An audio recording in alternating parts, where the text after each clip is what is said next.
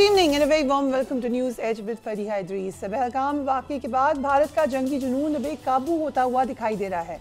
भारत एक जानिब पाकिस्तान को जंग की धमकियां दे रहा है तो दूसरी जानिब अफगानिस्तान के रास्ते TTP के जरिए पाकिस्तान पर हमले करवाने की भी जो कोशिश है वो नजर आ रही है।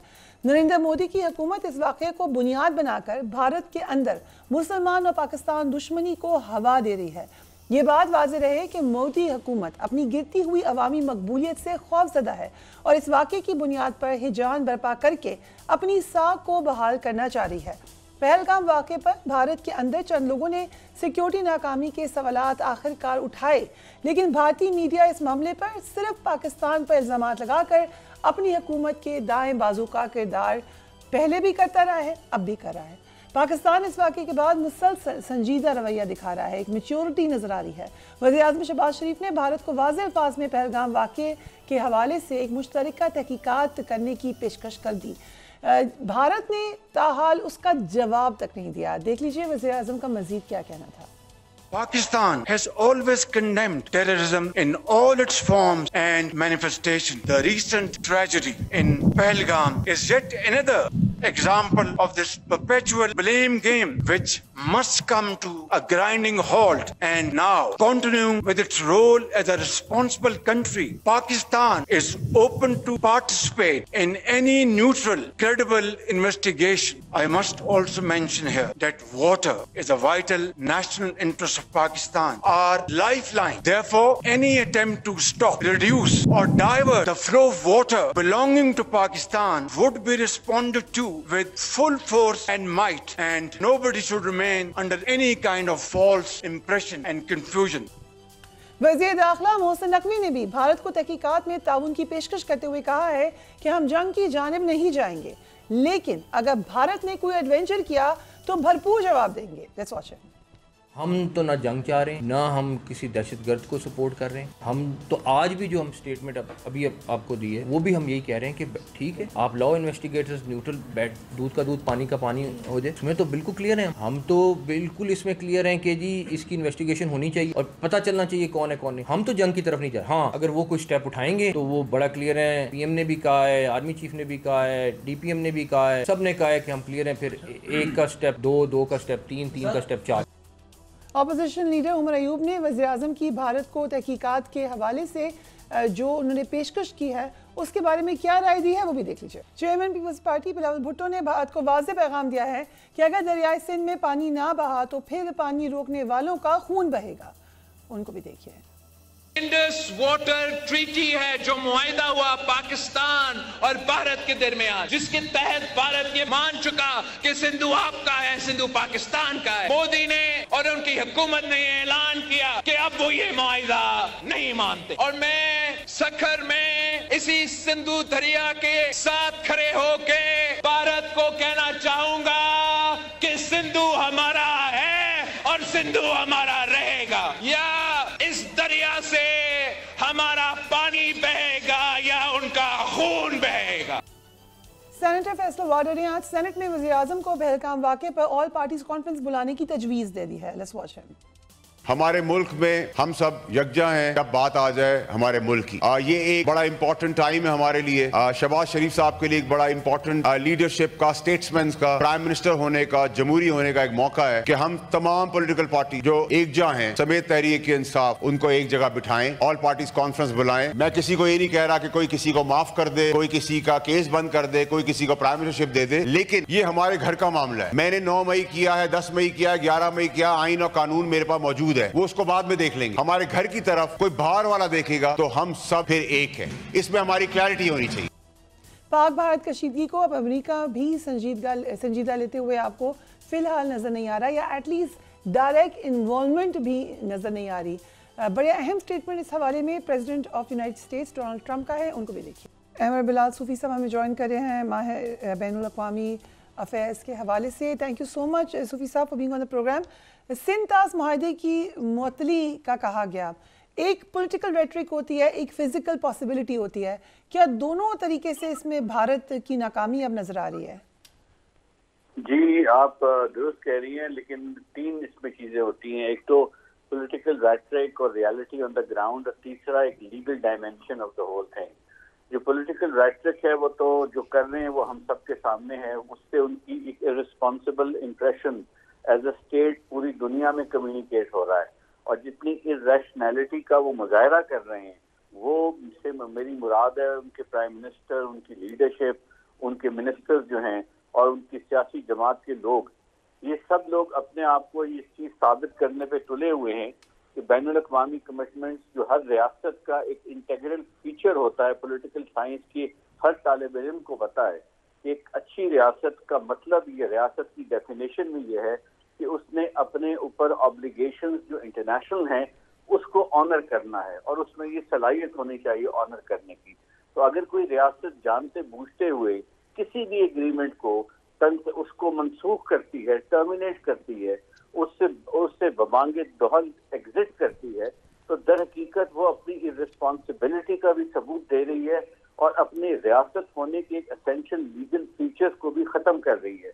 तो इसीलिए आप गौर कीजिए कि भारत की इस काम की कोई पजीराई दुनिया भर से किसी मुल्क ने नहीं की, ना ही किसी फोरम ने की है, क्योंकि ये बड़ा ऑब्वियस है कि किसी भी ट्रीटी से एग्जिट करना, खास तौर पे जब उसकी अहमियत इस नेचर की हो कि वो पानी के अपर और लोअर राइपेरियन के हकूक को रेगुलेट कर रही हो, ये तो बेहद सेंसिटिव वाली ट्रीटीज तस्वर की जाती हैं।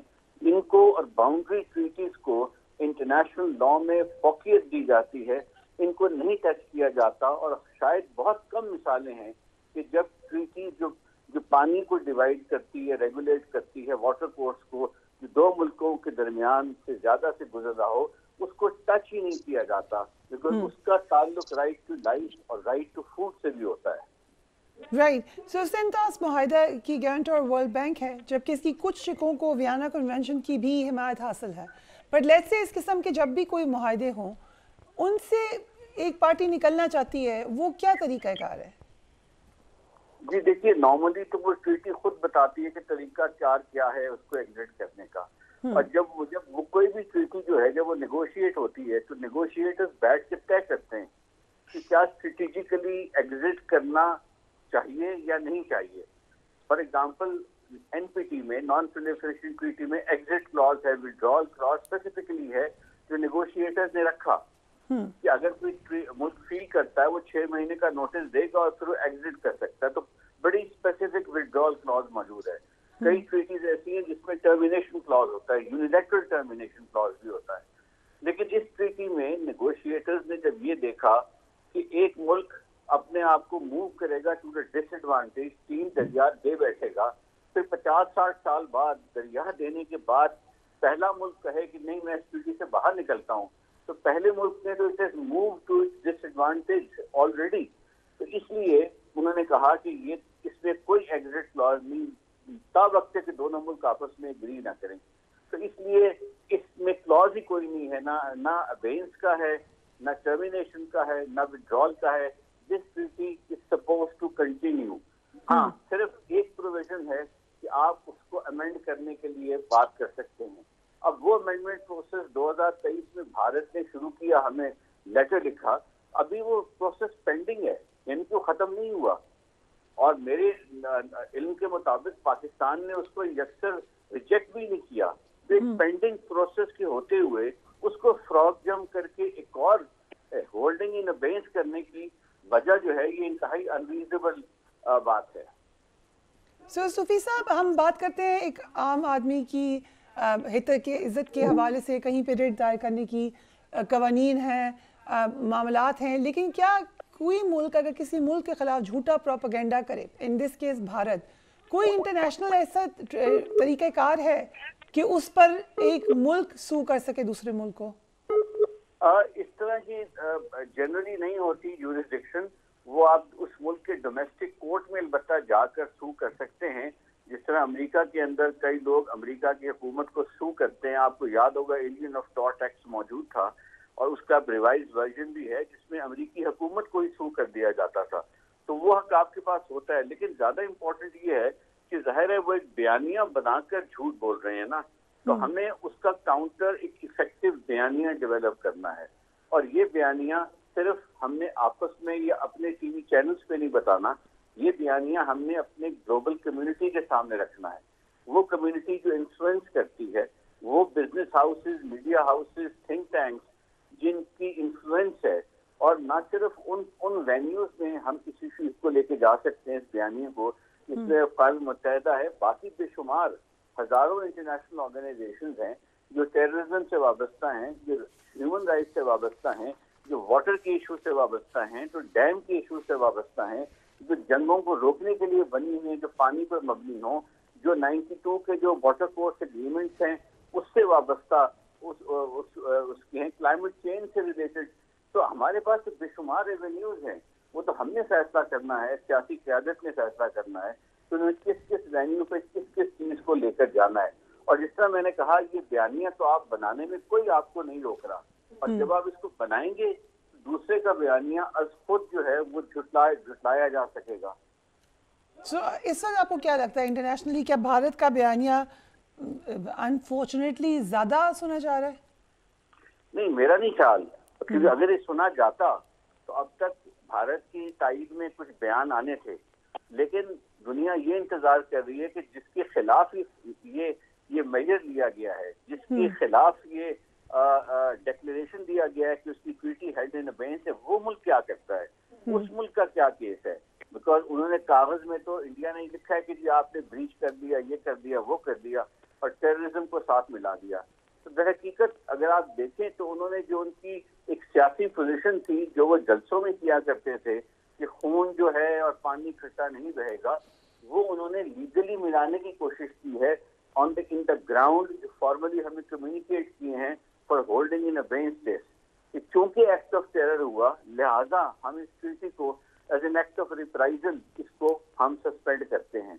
और जिस तरह मैंने कहा कि ये ट्रीटी की सस्पेंशन का ग्राउंड ही नहीं है, ग्राउंड वाजे किए जाते हैं। वियना कन्वेंशन देख लें, चले वियना कन्वेंशन कस्टमरी नॉर्म्स को कोडिफाई करता है, ट्रीटी के बाद आया है, मगर कस्टमरी नॉर्म्स एंड प्रिंसिपल्स भी उठा लें जो अफ्रीका में वो हैं दरिया, उन पे अफ्रीकन ममालिक के दरमियान जो कस्टमरी नॉर्म्स हैं, मैक्सिको यूएस के दरिया के इशूज पे हैं, यूरोप में हैं, बड़े शरीर में हैं, किसी भी जगह इस नॉन-एग्री ट्रीटी को जो है वो इस तरह से ट्रीट नहीं किया जाता कि गुस्से में किसी और कार्रवाई के मुकाबले में इस ट्रीटी को सस्पेंड कर दिया जाए।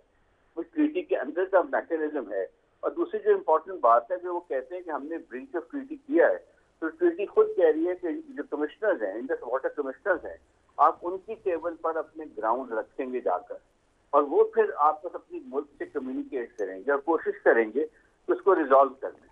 वो मैकेनिज्म भी आपने बाईपास किया है। तो मैं समझता हूँ कि ये वेल थॉट आउट एक प्लान था जो मोदी सरकार का अनफॉर्चुनेटली है कि उन्होंने ये फैसला किया हुआ था कि इस ट्रीटी से जान छुड़ानी है।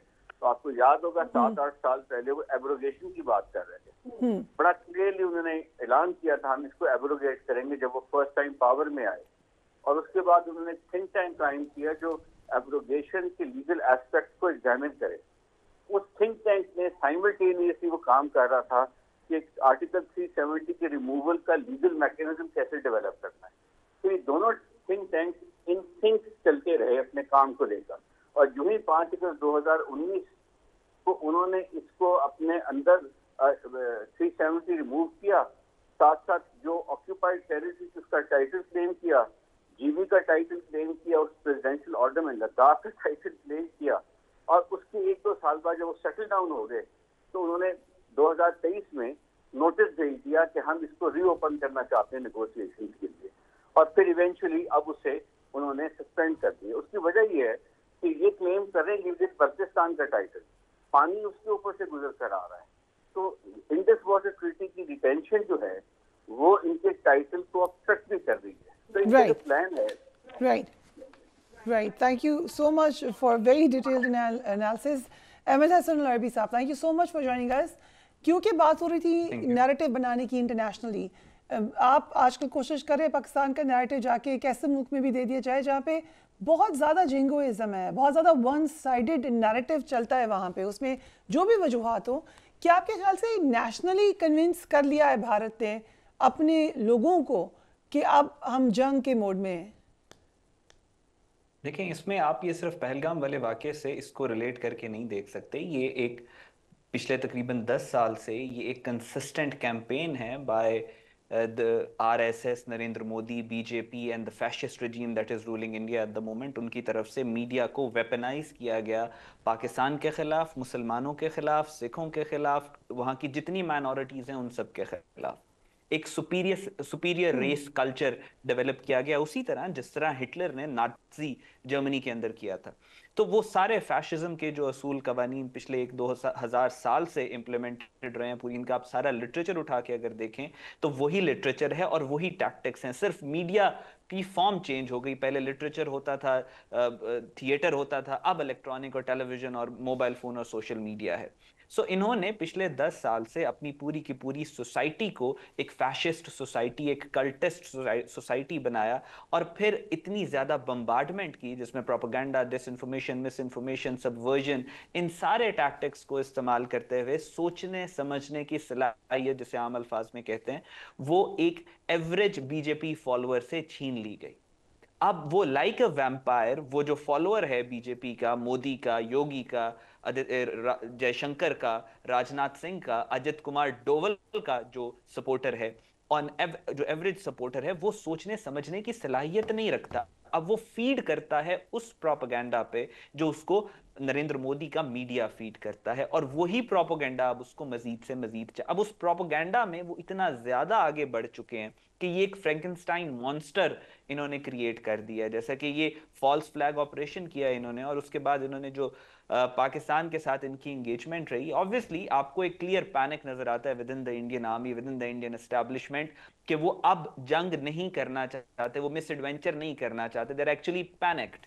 लेकिन वो मीडिया ने वॉर हिस्टीरिया और ओवर कमिटमेंट इतनी ज्यादा कर दी है कि अब मजबूरन उनको पाकिस्तान के साथ कोई मिस एडवेंचर करना पड़ेगा। So this is what the ground reality of Indian media is. Right, very interesting. लेकिन इस हद तक ये रियलिटी है। आपने हिंदुत्व का जिक्र किया, एक पूरा नेक्सस है यकीनन, जिसमें मोदी गवर्नमेंट है, जिसमें जुडिशरी है, जिसमें मीडिया है, बड़े अहम पिलर्स हैं ये। लेकिन इस हद तक ये एक नेक्सस बन चुका है कि कोई ये सवाल तो उठाए कि हमारी सिक्योरिटी किधर थी, हमारे लोग क्या कर रहे थे, किसी ने कोई एक्शन क्यों नहीं लिया, कोई रिस्पॉन्सिबिलिटी क्यों नहीं लेता। एक अननोन, अनदेखी जगह पे रिस्पॉन्सिबिलिटी डालकर डायरेक्ट पाकिस्तान का नाम ले दिया जाए। इस हद तक आपको लगता है कि ये मामला अगर है तो अब तो प्रेशर होगा फिर लोगों का, तो क्या करेगा भारत? देखिए, डिसेंटिंग वॉइसेस जो भी क्रिटिसाइज करता है नरेंद्र मोदी को या गवर्नमेंट को इंडिया की, उसको बहुत बुरी तरह से साइलेंस कर दिया जाता है। आप सिर्फ और सिर्फ, मैं आपको बाकी सारी मिसालें तो बहुत सैकड़ों हैं, सिर्फ आप इंडियन पंजाब की एग्जांपल ले लें। पिछले 5-6 सालों के अंदर जिस सिख राइट्स एक्टिविस्ट ने कच्छ, कड़ा, कृपान, कंगा केश, द 5 Ks ऑफ सिखिज्म, जो इनकी सिख आइडेंटिटी है, उसकी बात की, उसको कितना ब्रूटली इन्होंने मरवा दिया। आप ओमपुरी से शुरू करें, दीप सिद्धू को देखें, सिद्धू मूसेवाला को देखें, अवतार सिंह खांडा को देखें, गुरवंत सिंह पन्नू के ऊपर अटैक्स करवाए, हरदीप सिंह निज्जर को कनाडा में मरवाया। आप सिर्फ देखें तो सही कि जो भी अपने राइट्स की बात करता है, जो भी थ्रेट इनके लिए पोज करता है, जैसे इनको लगता है कि ये हमारे लिए फ्यूचर में थ्रेट हो सकता है, the insecurities that they have, उसके ऊपर एक्ट करते हैं। ओमपुरी के कत्ल में भी डीप स्टेट है? इसके बारे में बिल्कुल किताबें लिखी हुई, इस पे आर्टिकल्स हैं, इस पे रिसर्च हुई हुई है बाकायदा, कि जो इंडिया के नेशनल सिक्योरिटी एडवाइजर थे, he was involved in Om Puri's death, poison दिया गया था। रीजन बिकॉज़ उनकी स्टेटमेंट्स थी जो उनकी स्टेटमेंट थी, बिल्कुल, जो मरने से पहले उनकी स्टेटमेंट थी। आई मीन कोइंसिडेंस तो नहीं था कि एक स्टेटमेंट उन्होंने दी, उसके फौरन बाद वो बिल्कुल ठीक ठाक थे, मर गए। और वो स्टेटमेंट थी, if you can recollect it, exactly क्या कहा था उन्होंने? वो पाकिस्तान से रिलेटेड स्टेटमेंट थी, वो मोदी के खिलाफ स्टेटमेंट थी, इनके आरएसएस की आइडियोलॉजी को वो स्टेटमेंट जो है वो नलिफाई करती थी, इनके खिलाफ खड़े होते थे, और वो बड़े वोकल थे शुरू से। वो पाकिस्तान भी आते होते थे, यहाँ हमारे टेलीविजन प्रोग्राम्स में भी होके गए, और बड़ा खुल के उन्होंने क्रिटिसाइज किया है नरेंद्र मोदी को, नरेंद्र मोदी की, मेरे प्रोग्राम में भी किया है। सो दैट्स व्हाई, एंड जबकि यूजुअली लोग जो आते हैं, ऐसा हो नहीं सकता कि वो अपने मामले में सच बोल लें। ये भी तासुर है, या कहा जाता है, या दबी स्टोरीज हैं कि वहाँ पे जो टॉप स्टार्स हैं, मसलन सलमान खान हो गए, शाहरुख खान हो गए, हम जानते हैं फवाद खान साहब तो पाकिस्तानी स्टार हैं, उनकी फिल्म तो कर ही दी गई है कैंसिल, लेकिन ये होता रहता है। लेकिन जो वहाँ पे उनके अपने स्टार्स हैं, और अगर मुस्लिम्स हैं तो उनके लिए भी मुसाइब हैं। Is that correct? जी बिल्कुल बिल्कुल ऐसे ही है। वो यहाँ पे जो मुस्लिम्स हैं वहाँ के उनके इंटरव्यूज मौजूद हैं कि उनको मुंबई के अंदर किसी अच्छी लोकेशन पे घर किराए पे नहीं मिलता। उनके ऊपर जो उनके साथ जो रेसिज्म होता है, उनके साथ जो इस्लामोफोबिक एटीट्यूड है, वो तो पब्लिक है। अब तो सारा कुछ पब्लिक हो गया। इसके अलावा मुसलमान जो कायदे आज़म ने फरमाया था कि जो मुसलमान इंडिया में रह जाएंगे वो अपनी सारी जिंदगी इंडियंस को और हिंदूज को अपनी लॉयल्टीज प्रूफ करने में लगा देंगे कि हम इंडिया के साथ लॉयल है, और ये मान के नहीं देंगे। सो एग्जैक्टली यही वहां के मुसलमानों का हाल हो रहा है इस वक्त। इंडिया का मुस्लिम बिल्कुल उसको पिछले 70 सालों में बिल्कुल उसको स्पाइनलेस इन्होंने कर दिया। वो अब इनके लिए कोई थ्रेट पोज ही नहीं करता। जो चंद खान आपको नजर आते हैं, आप इवन अब शाहरुख खान की आप बात कर रहे हैं, सलमान खान की, जितने भी आपको नजर आते हैं, आप उनका हाल तो देखें, उनका लिविंग स्टाइल देखें। वो आपको क्या कहीं से भी लगता है कि वो फ्रीडम के साथ जिंदगी गुजार रहे हैं? आप देखें कितना आउट ऑफ द वे जाके वो अपीज करते हैं नरेंद्र मोदी को, कितना आउट ऑफ द वे जाके वो Saif Ali Khan and Kareena Kapoor, even though Kareena Kapoor से शादी उनकी, लेकिन बच्चों के नामों तक के ऊपर उनको हाउंड किया गया।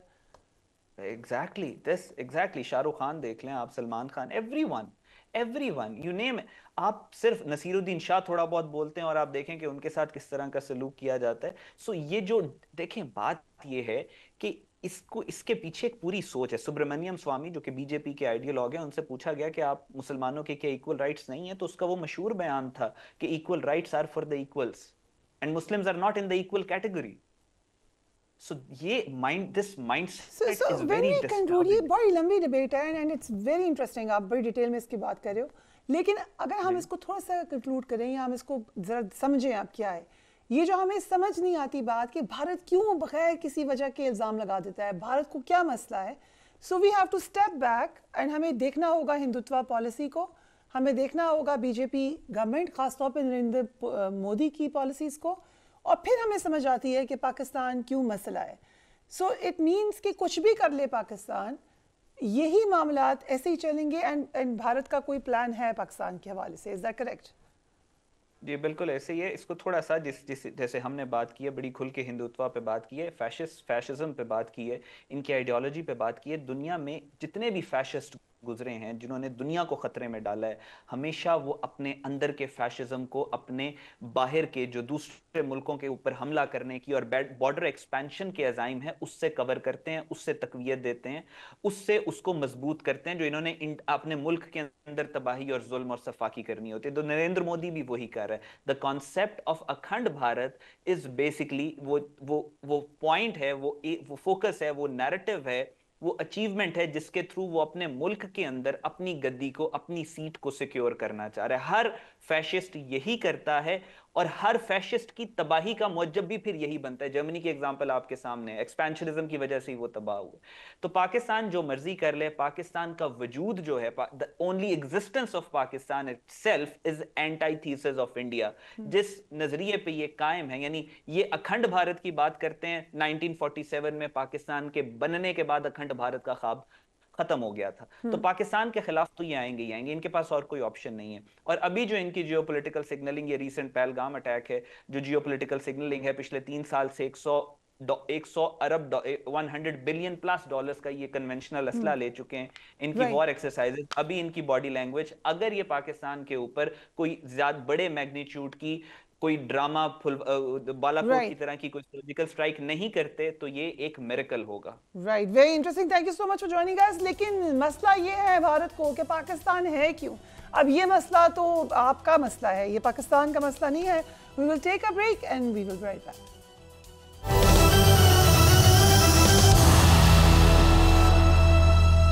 And welcome back. पहलगाम वाक़े के बाद पाकिस्तान का पानी रोकने और दरियाई झेलम में इजाफी पानी छोड़ने के हवाले से भारतीय प्रोपेगेंडा बेनकाब हो चुका है। भारत की जानिब से सिंध-तास मुआहदे पर अमल दरामद ना करने का जो ऐलान है वो सिर्फ अपनी आवाम को बेवकूफ़ बनाने की कोशिश नजर आ रहा है।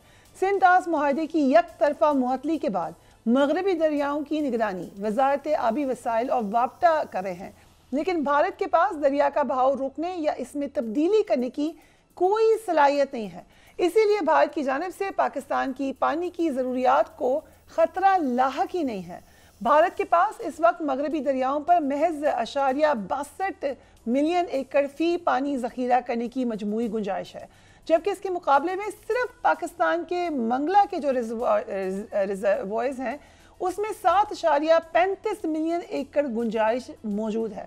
लिहाजा पाकिस्तान की पानी की फराहमी के हवाले से कोई ख़ास या मुस्तकिल रुकावट इस वक्त मुतवक्का नहीं है। भारत की जानिब से पानी रोकने की धमकी पर पाकिस्तान ने सख्त पैगाम दे दिया है। पाकिस्तान की सियासी क़यादत भी इस नुक्ते पर मुत्तफिक है कि अगर दरियाओं में पानी ना बहा तो फिर भारत का खून बहेगा। इस हवाले से सेनेटर इरफान सिद्दीकी ने क्या कहा, लेट्स वॉच दैट। लगता यह है कि एफआईआर पहले कटी हुई थी और कार्रवाई शायद बाद में होती। पहलगाम के अंदर कार्रवाई के तमाम पहलू मशकूक। कहा जाता है कि जी हमने सिंध तास का मंसूबा जो है उसको मुअत्तल कर दिया। किस तरह तुमने मुअत्तल कर दिया, किस अथॉरिटी के तहत तुमने मुअत्तल कर दिया? ये मेरा और आपका मुआहदा नहीं है, इसके अंदर वर्ल्ड बैंक भी है, इसके अंदर और भी इदारे मौजूद हैं। तुम ऐसा नहीं कर सकते। पाकिस्तान कोई बाबरी मस्जिद नहीं है कि तुम्हारे चंद गुंडे उसके ऊपर चढ़ दौड़ेंगे और गिरा देंगे। ये नहीं हो सकता है कि तुम पाकिस्तान के पानी को रोक लो और पानी को रोकने के बाद तुम ये समझोगे कि तश्ते करबला बना दो। हम 21वीं सदी में कोई करबला बनने के लिए तैयार नहीं। बिलावल भुट्टो साहब ने बयान दिया है और मैं उसकी तायीद करता हूं कि अगर हमारा पानी इन नहरों में, इन दरियाओं में नहीं बहेगा तो इसमें तुम्हारा खून बहेगा। भारत की जानिब से सिंध तास मुआहदे की मुअत्तली के बाद पाकिस्तान ने भी शिमला मुआहदे समेत दीगर अहम मुआहदे मुअत्तल करने का इंदिया दिया था। शिमला मुआहदा 1971 की जंग के बाद पाकिस्तान और भारत के माबैन तय पाया था। इस मुआहदे को मुअत्तल करने का नतीजा क्या निकल सकता है, इस हवाले से अल जज़ीरा टीवी ने अपनी रिपोर्ट में साफ लिख दिया है कि शिमला मुआहदे की एक अहम शिक पाकिस्तान और भारत के माबैन मसला कश्मीर को दो तरफा मामला करार देना था। इस मुआहदे की रूह से कश्मीर को अलग अलग करने के लिए लाइन ऑफ कंट्रोल कायम की गई थी। अगर पाकिस्तान इस मुआहदे को ख़त्म करने का ऐलान कर देता है तो फिर लाइन ऑफ कंट्रोल का तस्वुर ही ख़त्म हो जाएगा। लाइन ऑफ कंट्रोल का तस्वुर ख़त्म होने पर मकबूजा कश्मीर और आज़ाद कश्मीर के माबैन जो सरहद मौजूद है इसकी कोई हैसियत बाकी नहीं रहेगी और दोनों जानिब का इलाका किसी भी फरीक के कब्जे में जा सकेगा। तज्जियाकारों के मुताबिक शिमला मुआहदे के खात्मे से अगर जंग ना भी हुई तो दोनों ममालिक जंग के करीब ज़रूर जा सकते हैं, क्योंकि इसके बाद अमन कायम करने के हवाले से कोई बैनुल अक़वामी मुआहदा दोनों ममालिक की राह में हायल ही नहीं होगा। भारत पाकिस्तान को जंग की धमकियां देने से कबल शायद 2019 का ऑपरेशन स्विफ्ट रिटोर्ट भूल चुका है। आज हम भारत को इन दिनों की एक बड़ी खबर याद दिलाना चाहते हैं जो कि भारतीय मीडिया आज तक अपने अवाम से छुपाता रहा।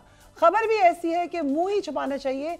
खबर यह है कि पाकिस्तान की जानिब से भारतीय आर्मी चीफ के ठिकाने के करीब एक टारगेट को निशाना बनाकर ये पैगाम दिया गया था कि भारत की आला अस्करी क़यादत पाकिस्तान के निशाने पर है, लेकिन पाकिस्तान जंग के बजाय अमन चाहता है। इस हवाले से मारूफ सहाफ़ी अंसार अब्बासी ने अपने कॉलम में भारतीय आर्मी चीफ के बारे में कुछ बात की है। टाइटल ये है कि आर्मी चीफ बच गए। उनका कहना यह है कि भारतीय तरफ से 2019 में बालाकोट में कुछ दरख्त उखाड़े गए और एक कौवा मारा गया। इस कौवे और दरख्त का जवाब पाकिस्तान ने दिया। हमारे दरख्त और एक कौवा मारने के बदले में भारत के 2 जंगी तैयारे मार गिराए गए और एक पायलट को गिरफ्तार किया गया, जिसे एक कप चाय पिलाकर भारत के हवाले कर दिया गया। पाकिस्तान के जवाबी हमले से कंफ्यूज भारतीय फौज ने इस दौरान अपना ही एक हेलीकॉप्टर भी मार गिराया था। ये शर्मिंदगी को भारत और उसकी फौज को दुनिया भर के सामने देखनी पड़ी थी, भुगतनी पड़ी थी, लेकिन पाकिस्तान के जवाबी हमले में पाक फौज की जानिब से जो पैगाम भारतीय फौज के सरबराह को दिया गया था वो उसे शायद कभी नहीं भूल सकते।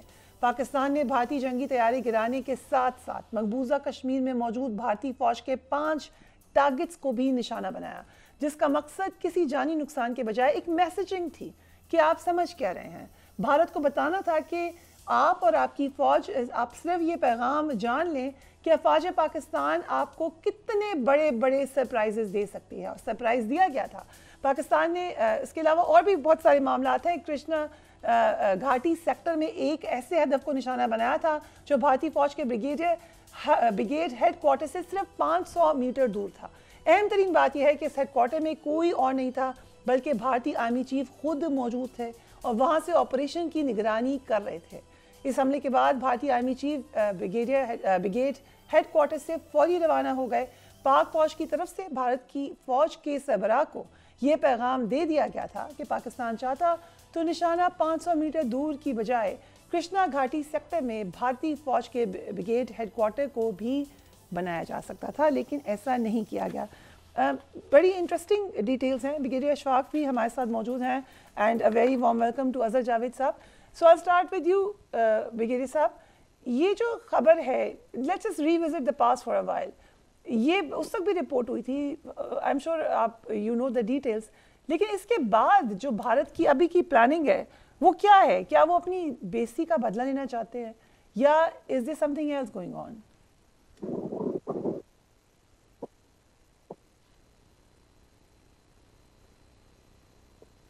जी ब्रिगेडियर साहब, आपकी आवाज नहीं आ रही। जी okay, will try to fix it quickly. Azhar Siddiq साहब, meanwhile I will come to you. इस वक्त क्या नजर आ रहा है आपको? एग्जैक्टली क्या होने जा रहा है अगले चंद घंटों में, चंद हफ्तों में, एक महीने में?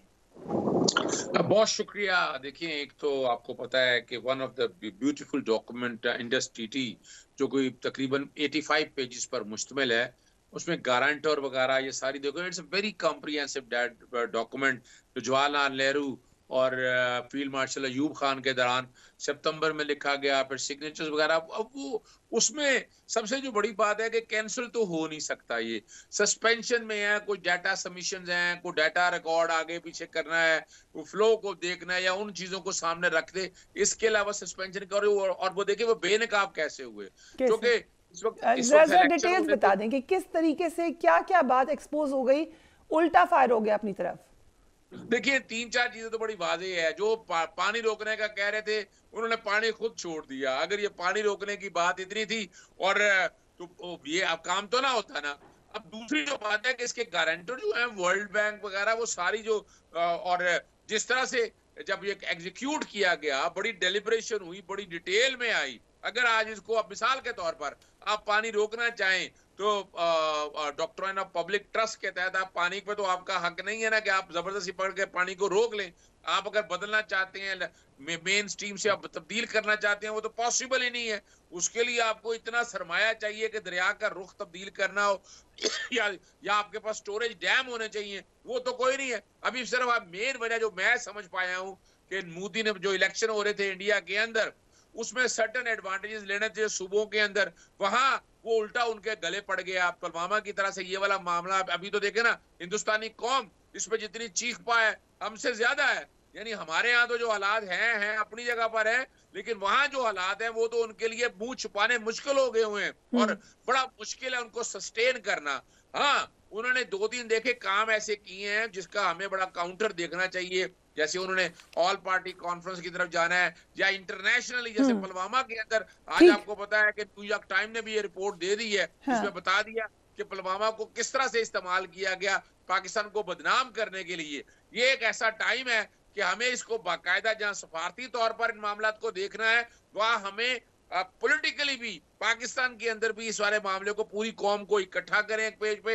ऑल पार्टीज कॉन्फ्रेंस है और इसका एक स्ट्रॉन्गेस्ट रिएक्शन जाना चाहिए जो शायद हम कर नहीं सके। और मैं तो ये समझता हूँ कि इट्स हाई टाइम कि इस वक्त इंडिया को so basically अज़हर जावेद साहब, आप बड़ा मुझे अच्छा लग रहा है, you are so like excited इस इशू के बारे में, और होना भी चाहिए, हर पाकिस्तानी का इशू है।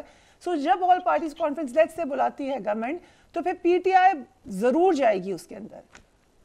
देखिए, मैं एक बात आपके सामने रख दूं, आज सेनेट के अंदर भी सेनेटर अली जफर साहब ने पार्टी की पोजीशन बड़ी वाज़ेह तौर पर रख दी है। और मैं नहीं समझता इसके अंदर कोई इतना बड़ा अहम इशू है। और हम कोई बेल नहीं मांग रही ना, ऐसी कोई बात है।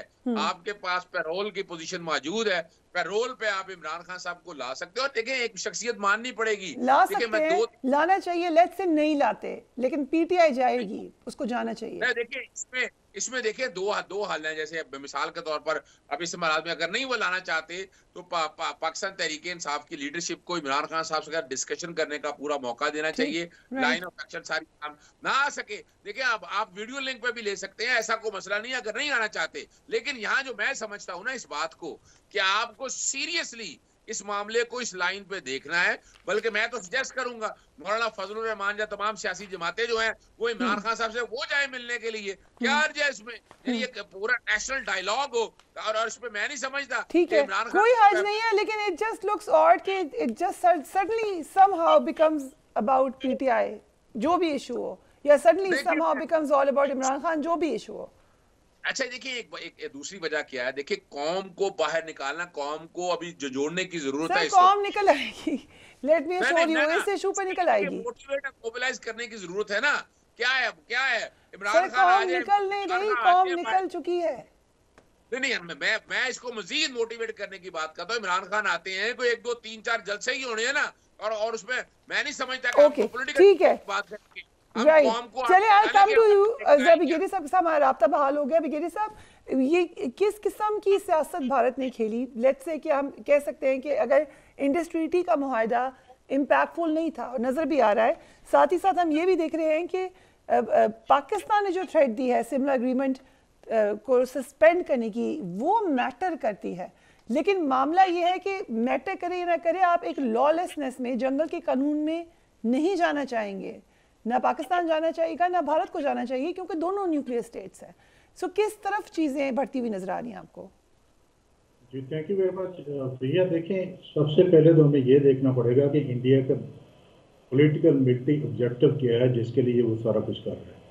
कुछ लोग जो है वो इस पर डेलिब्रेशन कर रहे हैं कि this is only just to satisfy the internal audience, और लेकिन मेरा अपना ख्याल है कि ये इंटरनल ऑडियंस के साथ साथ एक्सटर्नल ऑडियंस को भी सेटिस्फाई करना चाहता है, क्योंकि इंटरनल ऑडियंस को अगर सेटिस्फाई करना होता तो जो एक कॉस्मेटिक एक्शन उसने लिए थे, एक्सेप्ट दी पानी का ये जो था सेंसास वाला, इसको छोड़ के वो सफिशिएंट थे। वो बिहार इलेक्शन में अगर उसको पॉलिटिकल माइलेज अचीव करना चाहता तो इस पर अचीव कर सकता था। लेकिन आप सिंक्रोनाइजेशन ऑफ इवेंट्स देखें कि पहले बलूचिस्तान में इन्होंने हाइट क्रिएट करवाई, वहाँ पे जो इनकी प्रॉक्सीज हैं, और बहुत ज़्यादा हाइट क्रिएट करवाई, और उसके बाद फिर ये आ गया, और इसके साथ जो इवेंट्स आपस में कनेक्ट हुए हैं वो ये साबित करते हैं कि ये सिर्फ इंटरनल ऑडियंस की कंजम्पशन के लिए नहीं है, इसके पीछे एक बिगर ऑब्जेक्टिव है, और बिगर ऑब्जेक्टिव जो है उसके पीछे बेशक एक्सटर्नल ऑडियंस हो सकते हैं। अभी फिलहाल दोनों तरफ से जो ब्रिक्समैनशिप चल रही है, जो स्ट्रेटजी ऑफ डिफरेंस है उसके मुताबिक सबसे पहले ब्रिक्समैनशिप चलती है, जिसमें बातचीत के जरिए आप दुश्मन से डरा धमका के, जैसे संत जो कहता है कि win the war without fighting, वो आप अपने ऑब्जेक्टिव को अचीव करना चाहते हैं, वो ना हो तो फिर आप पोस्चरिंग पे आते हैं।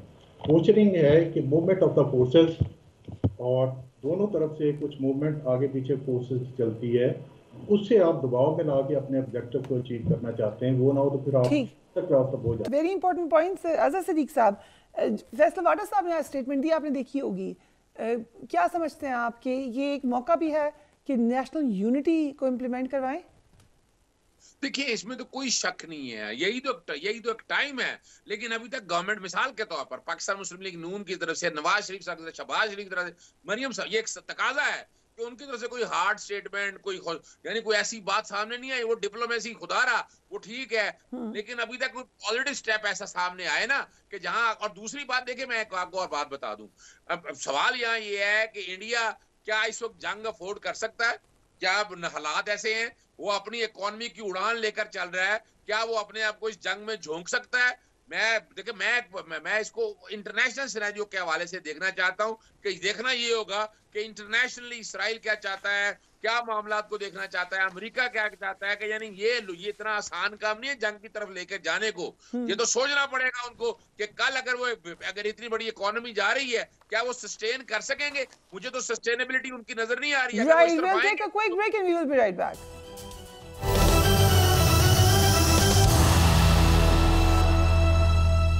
And welcome back. बड़े इंटरेस्टिंग टाइम्स हैं ये, history is in the making. लेकिन क्या सही था, क्या गलत था, क्या माजी था, वो करेक्ट करना बड़ा ज़रूरी होता है।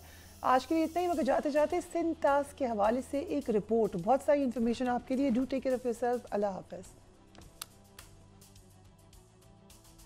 पानी की तकसीम के लिए आलमी बैंक के सालिसी में 9 बरस के मुज़ाकरात के बाद सितंबर 1960 में सिंध-ताश मुआहिदा किया था। उस वक्त इंडिया के वज़ीर-ए-आज़म जवाहरलाल नेहरू और पाकिस्तान के उस वक्त के सरबराह मुमलिकत जनरल अयूब खान ने कराची में इस मुआहिदे पर दस्तखत किए थे। दरियाओं की तकसीम का ये मुआहिदा कई जंगों, इख्तलाफात और झगड़ों के बावजूद 65 बरस से अपनी जगह कायम है। इस मुआहिदे के तहत इंडिया को ब्यास, रावी और दरियाए सतलज के पानी पर मुकम्मल, जबकि पाकिस्तान को 3 मगरबी दरियाओं सिंध, चनाब और झेलम के पानी पर 80% हक दिया गया। इंडिया को मगरबी दरियाओं के बहते हुए पानी से बिजली पैदा करने का हक है, लेकिन वो पानी जखीरा करने या उसके बहाव को कम करने के मंसूबे नहीं बना सकता। इसके बरक्स उसे मशरकी दरियाओं यानी रावी, ब्यास और सतलज पर किसी भी किस्म के मंसूबे बनाने का हक हासिल है, जिन पर पाकिस्तान एतराज नहीं कर सकता। मुआहिदे के तहत एक मुस्तकबिल इंडस कमीशन भी कायम किया गया, जो किसी मुतनाज़े मंसूबे के हल के लिए भी काम करता है। तहम अगर कमीशन मसले का हल नहीं निकाल सकता तो मुआहिदे के मुताबिक हुकूमतें इस हल करने की कोशिश करती हैं। इसके अलावा मुआहिदे में माहिरीन की मदद लेने या तनाज़ात का हल तलाश करने के लिए सालिसी अदालत में जाने का तरीका भी तजवीज़ किया गया था।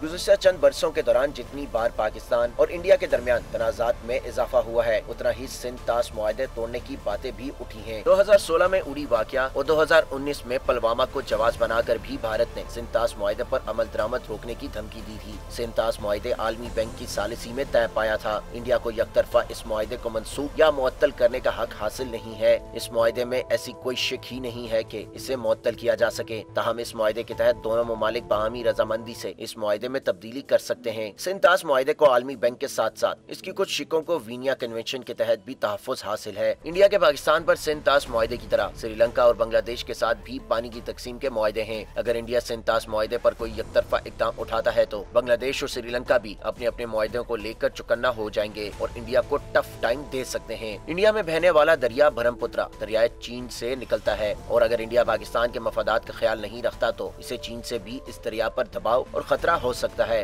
सबसे अहम बात यह है कि भारत के पास फिल वक्त इन दरियाओं के पानी को रोकने या इनका रुख मोड़ने का कोई तरीकेकार नहीं है। इसलिए भारत का मुआहिदे पर अमल दरामद से इनकार का ऐलान सिर्फ गीदड़ भगी कही जा सकती है।